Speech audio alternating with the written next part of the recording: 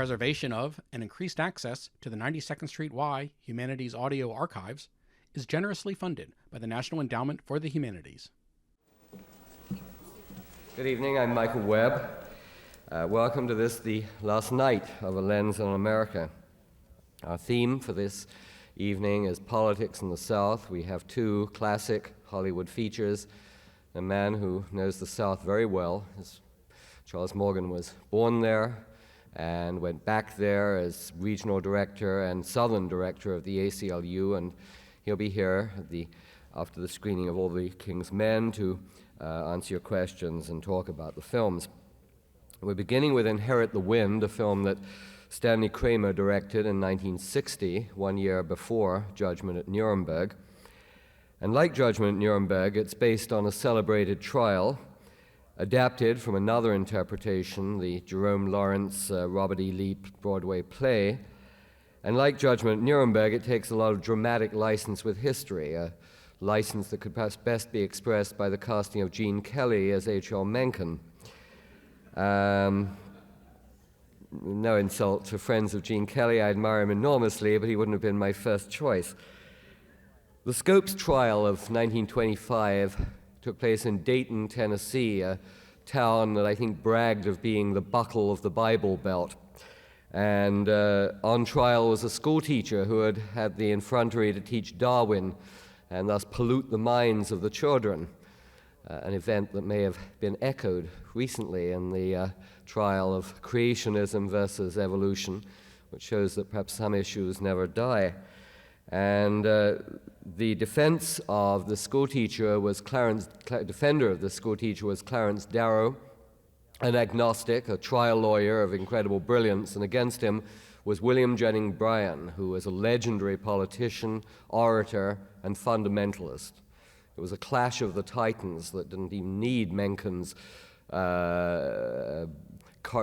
caustic prose to celebrate, though Mencken certainly brought the event to life and brought it to the attention of a great many people. It was, of course, a media event, even pre-television. The monkey trial, as it was characterized, was, in fact, the trial of a generation.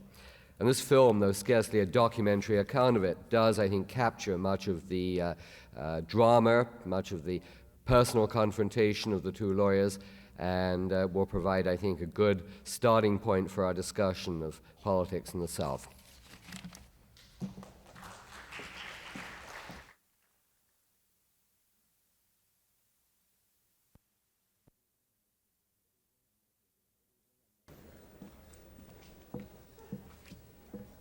Good evening, I'm Michael Webb, and this is our last showing of the series. We began 3 weeks ago with All the President's Men, and we end with All the King's Men. And there's more than a similarity of title involved, because Huey Long, of whom this is a fictitious account, an account that certainly has been fictionalized, although there's much that is factual, was a man who in his time was perhaps as much admired and hated as Richard Nixon. All the King's Men was directed and written in 1949 by Robert Rossen, whose other credits include They Won't Forget, Body and Soul, and A Walk in the Sun. It's based on Robert Penn Warren's 1947 Pulitzer Prize novel. I forgot to mention in my introduction of Inherit the Wind that all the names, the real names, are fictionalized, and they are here because Huey Long becomes Willie Stark, played by Broderick Crawford, who won the Oscar for Best Performance, and the film won the prize for Best Film of the Year, and Mercedes McCambridge won as Best Supporting Actress, so it's a much acclaimed film. It portrays a grassroots populist turned autocratic governor shot down in office. Certainly no mistaking Huey Long. And it has a tough, cynical view of democracy and the ability of an ambitious man to manipulate people.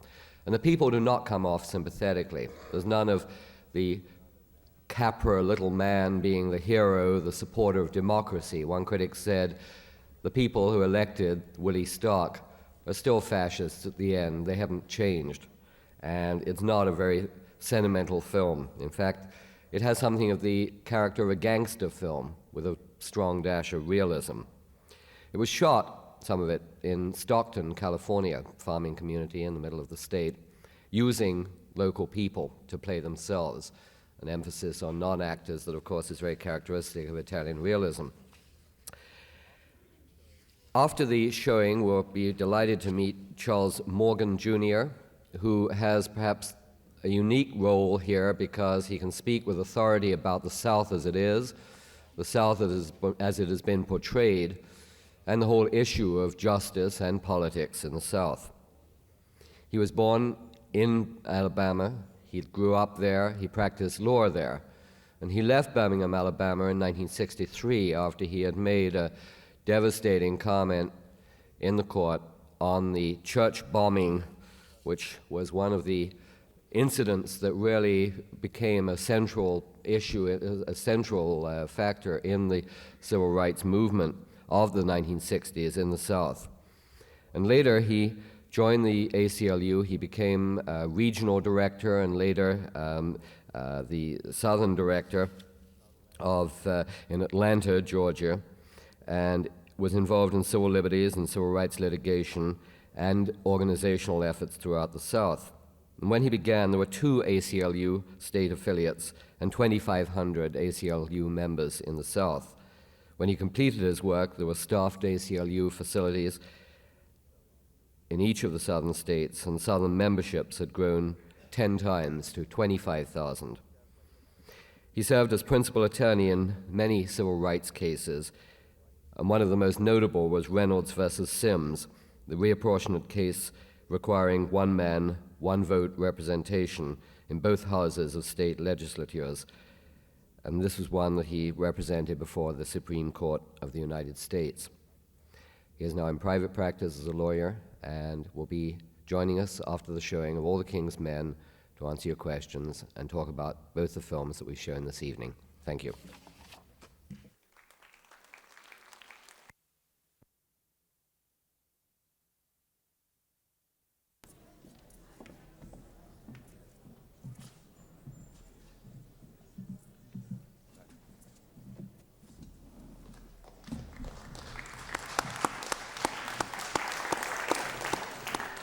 We're delighted to welcome Charles Morgan, Jr., and I guess what I'd like to ask you first off, since you're a man of the South, is why you think the South, even when well disguised in this last film, gets such a bum rap in Hollywood.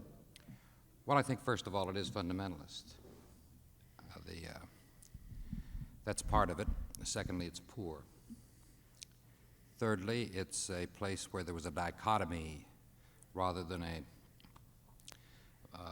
multitude of personalities that come out of different ethnic backgrounds. In the South, it was black and white.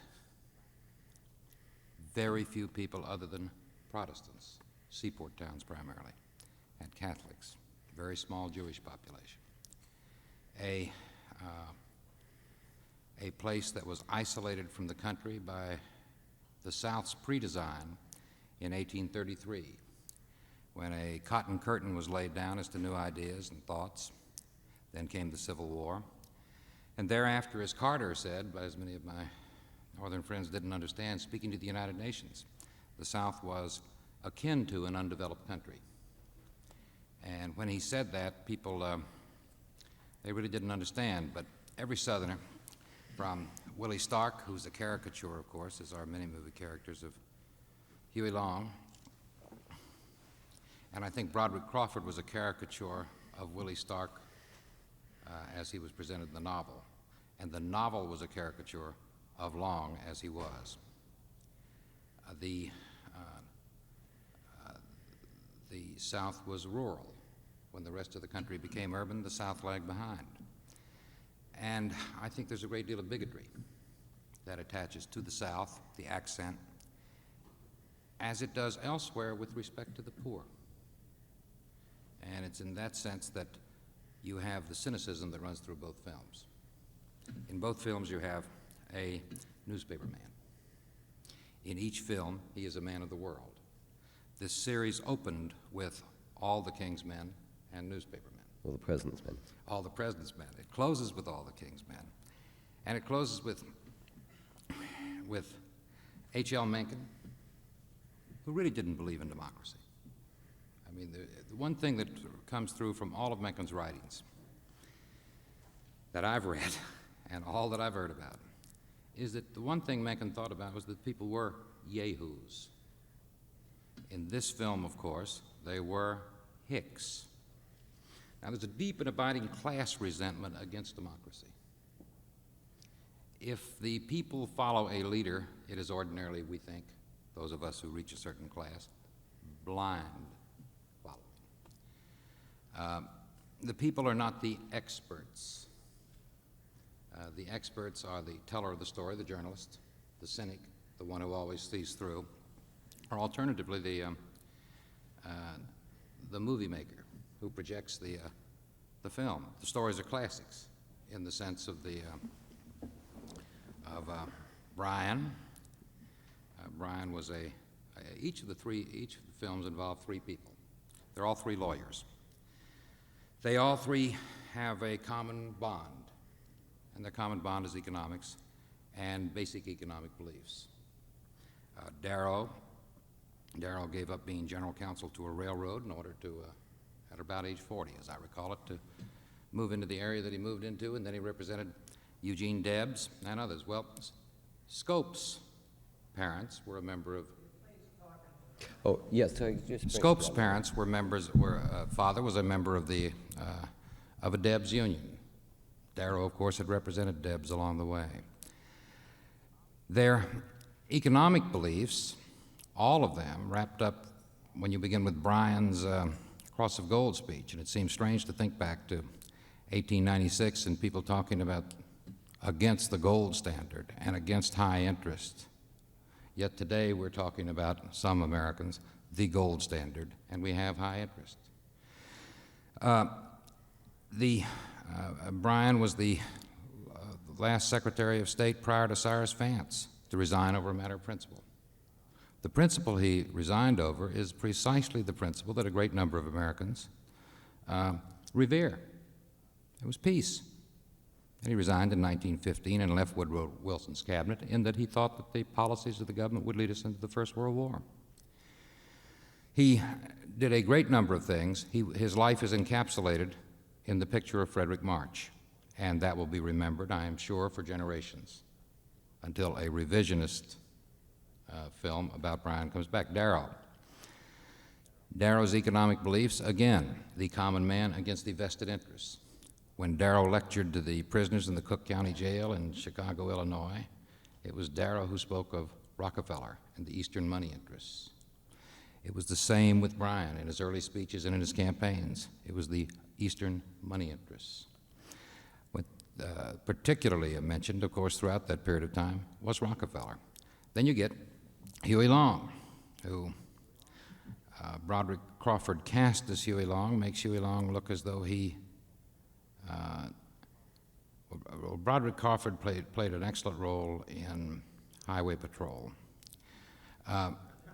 He looked like Long, somewhat. You'll notice also the tendency to the character looked like Long, blustery, this, that, everything else. Took him 2 years to get. It didn't take Long 2 years to get through law school. He didn't go to law school. It took him, he went to law school, but not for a degree. He went 1 year. And he finished up at Tulane, and he got admitted to the bar at 21. And he was brilliant. And there's no lawyer who knew him in the United States Senate or in practice who didn't know that he was about the best lawyer they'd run across. The economic interests of Huey Long were honed out of poverty. And he came to an understanding, he thought, of the law based upon the Old Testament and the law of Moses. He believed that the base rock of American jurisprudence was that law, and in it he saw the forgiveness of debts every 7 years, and he also saw the redistribution of the wealth every 15 years. And that undergirded his life after his education began. When he ran for office, he was generally running against interests that were the conservative publishing interests in the state, the conservative interests which included Standard Oil, And again, back to the symbol, Rockefeller. Those were the interests he fought in the legislature, and he fought them with great power and with brilliance. He was the person who probably had as much to do with selecting Franklin Roosevelt as anyone other than his closest campaign aides. Boss Flynn from New York wrote of his first meeting with Huey Long was at the 1932 Democratic Convention when, after 2 a.m., someone knocked at the door, and here came this retinue. He got up out of pit, and here's Huey Long. And he just said, he says, I've decided to come out for Roosevelt. I've visited the other 6 candidates. He said, I'd appreciate it if I didn't have to meet Roosevelt. I don't want to see him. He's all I've got left. Then the convention went along. They got to the 4th ballot, and when they did, they had to hold the South, because the Democratic Party, then you had a 2/3 rule. So you had to get 2/3 of the delegates to carry the day. And they went to Long, and Long says, sure. So he promptly went to the senators from Arkansas and from Mississippi. And he told them that unless they held their delegation straight and stuck by the unit rule, that he would go into their states and campaign against them, and he would defeat them. And they believed him. To a very great measure, he alienated a number of socialists, Long did, and a number of liberals along the way. But to a very great extent, his economic philosophy and his skill at expressing it and his use of power, he was not unwilling to use power. Now, you'll notice the presidents we elect, we often are quite unwilling to have them use power, and yet we hope they do use power. And what we really mean is ordinarily which side of the street we're talking on. I'm not now talking about the Bill of Rights and the Constitution and constitutional protections. I'm talking about majority rule and majority will. And when you look at just the phrase maker, Long, for example, every man a king, yet no man wears the crown. That's quite a political phrase, quite a slogan. When you think about writing, I brought a 2-paragraph quotation from Huey Long, 1928 campaign. He was speaking near St. Martinsville in Louisiana, southern Louisiana, sometimes described as Southern Louisiana, sometimes described as French, sometimes described as Catholic. There was the, from Longfellow's poem, remember Evangeline. They call it Evangeline in Louisiana. And while speaking there, they have the Evangeline Oak. And he spoke there to a group of voters. Now, he had no Ted Sorensen. Neither did Darrow. I mean, nobody was ghostwriting for Clarence Darrow. Nobody wrote the William Jennings Bryan speech. And nobody wrote Huey Long speeches. And it is here under this oak where Evangeline waited for her lover, Gabriel, who never came. This oak is an immortal spot, made so by Longfellow's poem. But Evangeline is not the only one who has waited here in disappointment. Where are the schools that you have waited for your children to have that have never come? Where are the roads and the highways that you send your money to build that are no nearer now than ever before? Where are the institutions to care for the sick and disabled? Evangeline wept bitter tears in her disappointment, but it lasted through only one lifetime. Your tears in this country around this oak have lasted for generations. Give me the chance to dry the eyes of those who still weep here. Now, that's hardly Broderick Crawford with Hicks. You're a Hick, I'm a Hick. He was an extraordinarily sophisticated political leader. Darrow was an extraordinarily sophisticated political leader in his own right. And the one thing that Darrow could do, Darrow lectured all across the country, as did Bryan. Darrow's lectures are classics. While Darrow is attacking, or Spencer Tracy is attacking, the fundamentalist religious beliefs, it is Darrow who also lectured on John Brown. And remember what we heard tonight about intellectualism in the first film.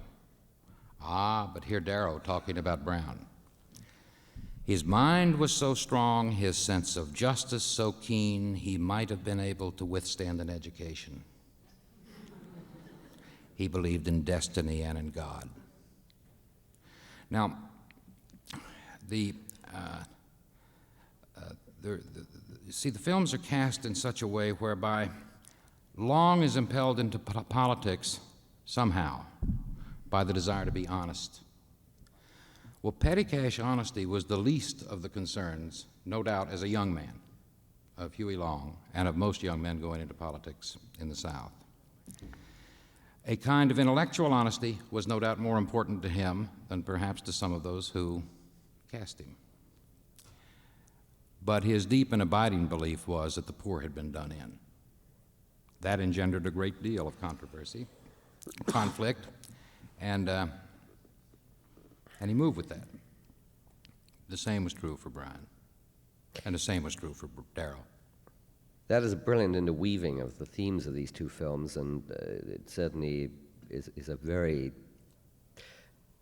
very profound comment on why we view the South as we do. But I want to get back to one theme that we talked about a little before, the way that history has judged Huey Long, that he was not only a populist from a very poor part of the country who felt this deep concern with the poor, with the identification with the interest of the poor, but he also came to power, didn't he, or let's say that a good part of his power was during the Depression, a desperate time for everybody and certainly for the South, and one in which a lot of Americans, I think, were perhaps looking for a leader, a miracle, a solution that would take them out of this. And, in Europe, we know what that produced was. Is it true that Huey Long was, to some degree, the conscience of America during the Depression, along with being a power-crazy demagogue? I think he was not necessarily a conscience. What he was he was a spokesman for a point of view that moved Roosevelt and moved the country. I don't think Long would have looked upon himself as a conscience. I don't think he'd have wanted to be a conscience. I think he would have looked at Roosevelt and he would have thought, he's a fine man. I would love to replace him. What he is doing is not enough. He is too conservative. And Long was one of a number of American political leaders who thought that Roosevelt was too conservative. And there were a number of senators at the time who were to the left of Roosevelt on issues other than race. And of course, Roosevelt wasn't very far to the left on that issue of race himself. Hugo Black from Alabama. The creation of TVA, for instance, the Tennessee Valley Authority, public power, all sorts of conceptual things that occurred during those years. And I think what Long would have seen himself as was the person. And what he would like to be remembered as is the way that Louisiana history would remember him. And how would that be? Well, whatever the doctor in the movie believed about that hospital, it is Charity Hospital and it is there. And it wasn't there before. Whatever they may believe about the state capitol, it still stands there and it is modern by today. Whatever they may think about Louisiana State University, it is a great university. Whatever they may think about football, that stadium is one of the few places I trust in the world where when he built it, he put dormitory rooms in it so that it wouldn't just be a stadium, but also a place to live. Now, when you went through the airport in New Orleans, if you've done that in the last 10 years, you'll notice in the 1970s that you put a nickel in the telephone slot. I think it's gone up, but that's 40 or 50 years after he left the Louisiana Public Service Commission that AT&T felt justified or able politically to raise that telephone fee. And today, it is not a quite different person with quite different economic beliefs. Russell Long, who's the man that writes much of America's tax legislation. Gillis Long, who was in the House. Earl Long, now gone, but who became governor. So I think as far as he is concerned, he was a person in history who moved the country. He did not do it personally. Had he lived, he might have gone one way or the other. He might, look, when people talk about Long being a dictator, well, I grew up around folks who thought Franklin Roosevelt was, some of whom still think Franklin Roosevelt was, and who they say about Birmingham that William Bradford Huey wrote a book called Mud on the Stars, which later became a movie called Wild River. And in that he talks about the principal avocation, Birmingham, he says, the principal avocation of the haves is to seat themselves at the veranda at the Mountain Brook Country Club, where, while sipping their scotch, they profane the memory of Franklin Delano Roosevelt. Now, by casting this film, you see, I'm not casting, but by casting, I mean by placing the film in a context of cash dishonesty and of a man who was venal either near the beginning, by the time he first ran a successful race for governor, and making the issues of teapot dome kinds of issues. Then you turn it into honesty versus dishonesty, which is really the simplest of all the political questions. By casting the film of, and again, giving its thrust, they tried in the Inherit the Wind, they tried to make Bryan a whole person historically. They do that conversationally. He did so much good. After all, here's the man who gave women the right, to vote. Here's the fellow who did this. You can't judge the sum of a man's life in his single acts. But there are a great number of people, like William Jennings Bryan, who believe in who deeply believe in religion. And it shouldn't be, look what we're talking about. All over the world now, perhaps in an attack upon the Industrial Revolution, perhaps a counter-revolution. What do you have? Fundamentalism. In this country, it's the moral majority. Or is it just the moral majority? All three candidates for president last time, each of them were, to quote them, born-again Christians. What about the Ayatollah? The Ayatollah runs around and he wins a revolution with a tape recorder, and he's a fundamentalist. To a great degree, you hear. I put up supply side economics tonight, trying to get a cab, and to a great degree, you hear the same sort of economic fundamentalism from a number of people who come to the fore. And people are searching and yearning for the kinds of things that Bryan talked about, that Darrow thought of as his golden horse, that Huey Long or Willie Stark spoke of with respect to hope. And they're classic, and they're with us forever in politics and forever in quest for power. And when people are struggling for power, anyone who knows anything about history and politics, certainly anyone who lives in New York, should understand that they're not clean and pretty struggles. But isn't it true that, well, let me ask you this, and then we'll open up the discussion. The Scopes trial issue was, in fact, given a rerun this year. Oh, yeah. A straightforward, classic encounter between the creationist or creation scientists and the evolutionists. A battle one would have thought had been won and gotten out of the way, whatever the religious moral tenor of the South. How do you account for the persistence of this, and is it distinctive to the South? It's associated religious and political conservatism with the Sun Belt, and the Sun Belt certainly intersects with the South. It's not exclusive to the South. But is the South still a separate country when it comes to issues of this sort, do you feel? Well, I don't think it's separate. I understand it is changing more and more. However, and I'm there all the time, but a lot of the time, but it is distinct from the rest of the country, but not separate from it. And those same beliefs are carried across the country. Mm-hmm. After all, Bryan was not from the South. Mm-hmm. He was from, as I recall it, North Platte, Nebraska. And he was called the Boy Orator of the Platte, and he came across the country from that. Darrow was from Kinsman, Ohio.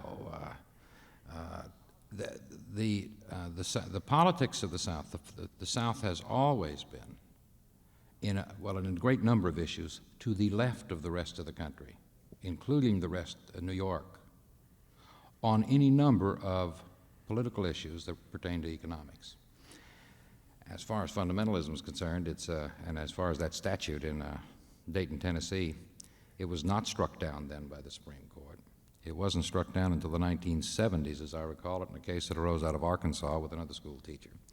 And now they're drafting new statutes to a combination of teaching, and those statutes are now under attack, and that's true. Last year, in a case the ACLU handled, and they went after it again. And it will continue. It recurs. Obviously recurs. Look at the Shah and the Ayatollah. In every religion, for better or for worse, there are those who cling to the simplest values possible because there is certainty in them, and at times in the history of the world, people need that certainty. Okay, let's, when we have the lights up, and who has a question, Mr. Morgan? Yeah, yes, sir. Morgan, I had your fine book here. I had time to speak about your experience in Birmingham and having become a persona non grata there during at that particular point, your history. What is the attitude now in that part of the country? Are you welcome back there in the business community, or that? What do you think of what they call the resurgence now of the KKK in a way, even with the general improvement like that, and to some degree in which what do you... Well, let me start first with the Klan. The Klan always, by always, I do not mean just after the Civil War, but the Klan in modern times, in this century, following that state which produced the highest Klan membership was, of course, Indiana in the 20s. The Klan membership in the South was large during the 20s, then it diminished away, and then we came along through the 50s and 60s. Relatively small membership, but they really were kind of the guerrilla troops. They are, for the order, the preservers of the order, respectable citizens who were segregationists could say, put down the Klan, you know, they're terrible people, they're this and they're that and everything else. But really they were carrying out a kind of natural progression of the policy in the South.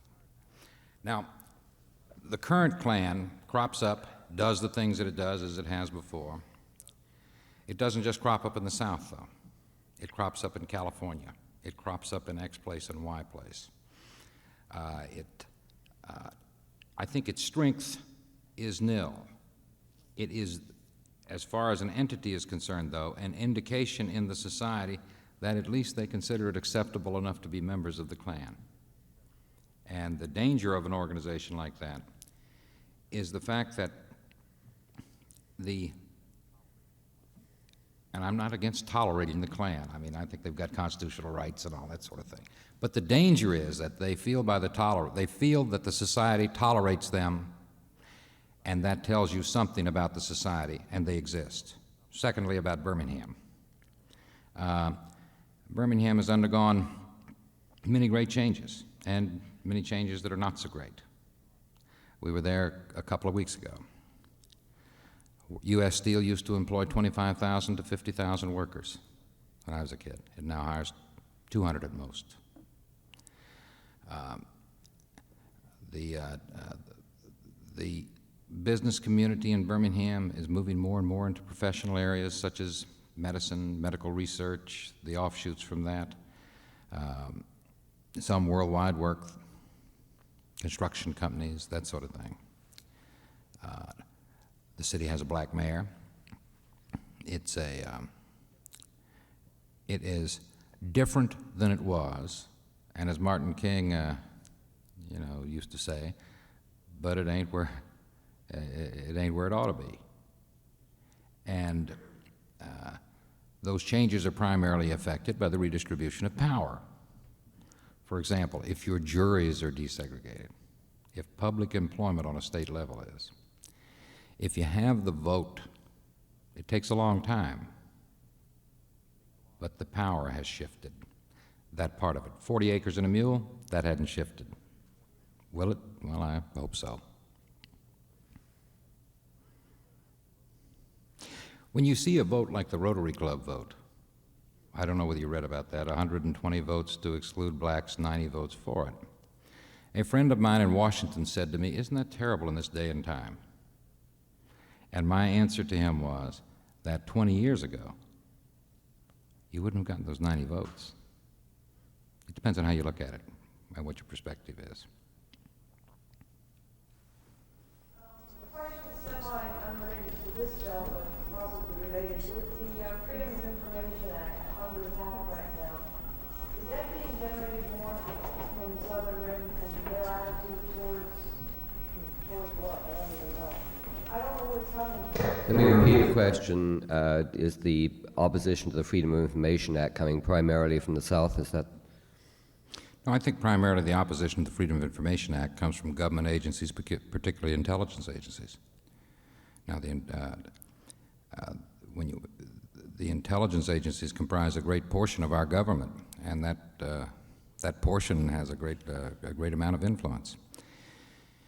And certainly the CIA and others are constantly trying to curtail information, and then most politicians want to curtail information by its nature, and a great number of folks who are in influential positions from New York to New Orleans don't believe in openness and do see government primarily as an instrument for their class or group.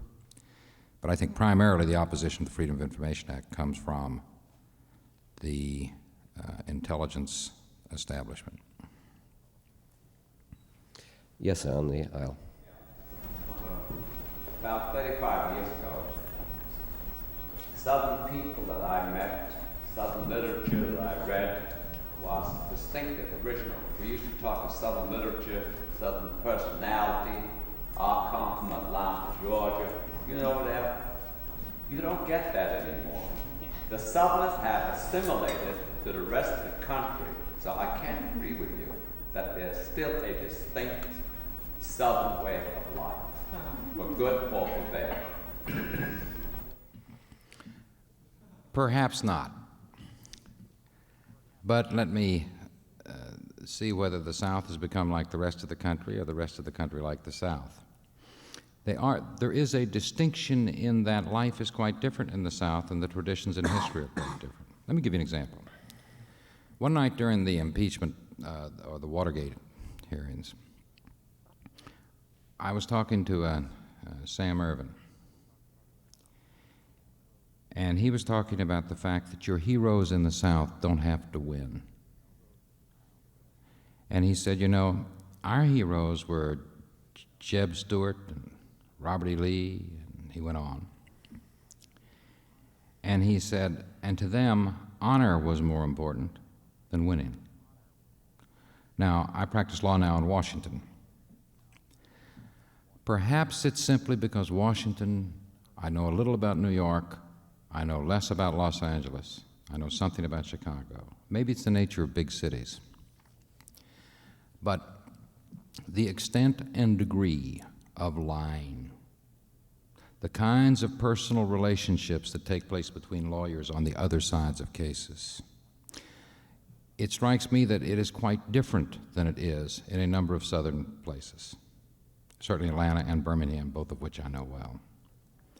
Now, it may be just when the city gets bigger and there are more and more people, there's less personal responsibility because you're not going to see somebody again. But there has occurred in the South a revolution of sorts in that the Voting Rights Act was passed. When the Voting Rights Act was passed, one of the underpinnings for those Southern writers you used to read and see a difference in, one of those underpinnings went away. You see, the writers you're talking about, I think, are people who saw things more clearly than their companions. For one reason or another, they separated themselves from the majority of the society on racial segregation. I have a theory about literature that when they did that in their own society, they were thereafter quite capable of seeing things more clearly elsewhere in the society and writing and communicating about it. It was in that period of time that the South and Southern writers controlled much of New York's writing, whether it was at the New York Times or elsewhere. Many of those people now have risen to newspaper editorships and executive jobs elsewhere, publishers other places.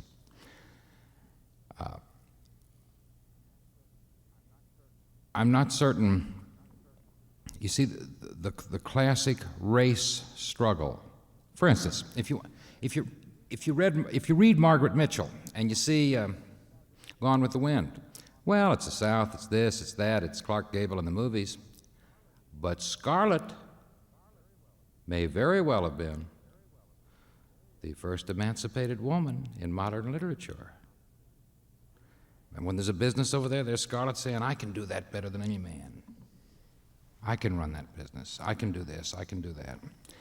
Now, you don't get the Gone with the Winds, and you don't get the other novels now. I agree with you. There's no Faulkner Luce. There's no doubt some good writers in the South that are coming. But when you took the race question away from national concern and away from concern of the masses of people in the South, wrongly, I think it should still be a major concern. But when that occurred, much of the dichotomy of life in the South went away. Much of what writers would look at and see and identify with. So perhaps you're right about the writing, but I still think the South is distinct. Yes, sir, in the middle. You talk about this strange hybrid of populism and conservatism in the South. What do you think its future is in presidential politics? A lot of people feel that Jimmy Carter's election was one of the last few times the South would then vote as a bloc. Do you foresee the South continuing as a bloc itself, or is it disseminating itself? No, I don't think the South will vote as a bloc. But I think when you put the South historically into the political process, I don't know the number, say the last 11 presidential elections, you've had a Southerner at the top of the ticket once and number 2 on the ticket about 7 or 8 of those times, about 8 times. It is almost in the nature and character of the Democratic Party that there will be a Southerner one place or the other on that ticket. That's traditionally the way it has been. Now, Jimmy Carter, let me interject. Now we got Carter just a second. Here's another thing. I've often thought about how it would be with respect to fundamentalism, for instance.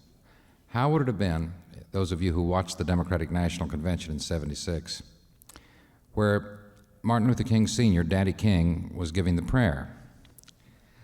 Now, put Jimmy Carter, Frederick March, or someone else in the place of Daddy King with that prayer. Remember what he said? Martin, I know you're up there looking down at us. I know that you this and that. So you see, when people look at fundamentalist Southerners, for instance, like Carter, if it's a black fundamentalist Southerner, then you see we have a switch in our minds, especially we liberals, and we don't even notice that. Now, I mean, they'd have put Carter in the booby hatch had he come out with that prayer that night. Now, the South produces people like Askew now and others. It may very well produce a nominee for president, could do it next time. It's gaining in political strength, and it will continue to. I read the Times every morning, and I read about people talk about the slowing of migration and this and that and everything else, but that's not going to happen. And the South is going to grow in political strength, and the Southerners understood 2 things. I'm talking now about white Southerners. Black Southerners understood it too, but in different ways. White Southerners always understood the control of the Army, the control of the police, the sheriff, force. And the second thing they understood, very, very well indeed, was politics. The use of politics with respect to power. I mean, it's from long before Dred Scott down to now. I mean, the South pretty well ran much of the country. I mean, everybody talks about the South, but it was not. I mean, the Supreme Court had 14 good years, folks, in its history. And they went from 1954 through Earl Warren, and that's about it. People can't look. You see, the put down of the democracy always bothers me because you cannot look to courts to protect the citizenry generally. You can't get much social action out of courts. Good heavens, I was thankful for all 15 years of it. But that's the same court that produced Plessy versus Ferguson, and before that produced Dred Scott. Now, the South, in the meantime, controlled the Senate, the Democratic Party, the Army, the House ordinarily. They usually had either the South or Massachusetts. It's been a pretty constant set of political controls, and it's a pretty constant set of presidential elections, and it's like Woodrow Wilson, for whom Bryan worked. I mean, Wilson's revered as a great liberal, but he was the last of the ardent segregationists. And you see, when you see films like this, and then you think back to, say, Birth of a Nation, the stories on Birth of a Nation, what happened with it? Well, there they are. Here's this film. The Chief Justice, as I recall it, was named White. He went to see the film. He was quoted by D.W. Griffiths as saying, "Many's the night I walked the levee," as a Klansman. And of course, Griffiths used that to merchandise the show. Or Woodrow Wilson at a private showing. Couldn't endorse it publicly, but you may endorse it privately. Now, if you take that film and then you move forward with it through the 20s, the attitudes of a great number of Americans were shaped by that film. A kind of revisionist history of what Reconstruction really was like. I think the South is here to stay as a political power. I also think it has been a political power in force, far greater, for instance, than much of the North. For instance, in New York, if you read about your tax revenues and we put up so much, but we only get back X or Y, well, that's not by happenstance.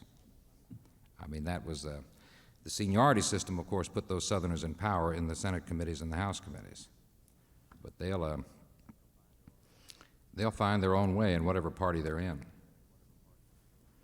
I mean, they'll produce an Admiral Denton or someone. Time for, I think, one more question. Yes, in back. The film, in relationship to political manipulation, focused on one character and to some extent drew attention away from the economic powers and power brokers that were behind him with whom he was making deals. I was wondering if the film and its focus in the South might have also distracted from, let's say, the national scene. Do you feel that political manipulation coming from large economic interest is a basic part of our politics, and what is the kind of manipulations that you do that are going on today? The answer to your first question is yes. Well, I don't think you...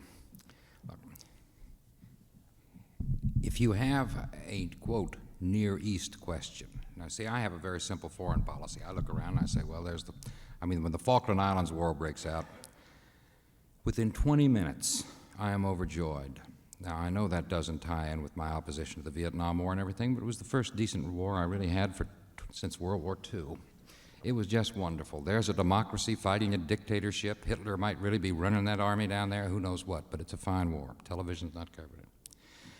I can support Israel, you see, and do, because Israel's a democracy, not because of religious beliefs or whatever else. There's no democracy around there. How could I run around supporting a sheikh, shah, king, prince, potentate, emir, or whoever I can't do that. Now, does oil influence American politics? The AWACS. Look at the airplane loads of contractors that flew to Washington. Saudi contractors. Do attitudes of people change when they see their people got good sense. I mean, the American people know they need oil. They don't want to get involved in such questions as coal or acid rain or nuclear or whatever, but they know they need power. I'd say right there is a major area. I mean, assume the Teapot Dome and the rest of the Federal Reserves are being depleted in oil now. Does that mean you have to depend upon an oil company to buy your gasoline for your tank? I mean, there's so many absurdities going on, and the answer to that is, sure, there is great manipulation going on not merely in politics, but in public opinion. And it goes on with that kind of an interest. Ordinarily, business interests do far less than people think they do in politics. They try to elect like thinkers. The great conspiracies of the world always, by left or right or whoever, are primarily those of a whole class of people rather than just a few individuals. Most business folks are concerned about politics and concerned about their own interests, and they are represented, just like most labor unions are, and others are. But I think that there are great, massive influences in American politics, and there's nothing unusual about oil. It is not unusual that the folks we're talking about each mentioned Rockefeller. It is not unusual that we think in terms of either OPEC or a Federal Reserve Board. As you see a few big banks fail, it will not be unusual that certain interests will have a governmental interest in moving one way or the other the interest rates, or the philosophies that control those rates. There's nothing particularly wrong with that. It depends on whether you win or lose. But yeah, I think economics plays a great part in our political life, and I think ordinarily we don't look at it. I sometimes wonder how much politicians in this country, and perhaps the world, how much actual control they have over economics. And it is far easier, you see, to make a motion picture without economics being in it. It's much easier to call someone a hick than to address a problem with respect to that someone getting the school or standing there and weeping under the oak. You know, it's clear that throughout the series of films that we've been showing over the past 3 weeks, that the omissions, the things that film cannot or will not tackle, are as perhaps revealing as the revelations that one gets from the films. But I think that one thing does come across very clearly, and that is the power of the media, good and bad, to arouse us, to stimulate our curiosity, as well as to instill misconceptions. You told a story back before we came on stage that I found very moving and very apropos of this whole event, about the real power of the media the night that Justice at Nuremberg was shown against a very contemporary newsreel. And I wish you'd tell that again, because I think it's a good way of ending this. Sure. As I recall, in 1966, there was, you will recall, a march in Selma. On that Sunday night, there was the first showing on television of Judgment at Nuremberg. Now, you'll recall that the Voting Rights Act followed and was directly related to the march of black protesters peacefully and nonviolently, John Lewis and others, across the Edmund Pettus Bridge at Selma, Alabama.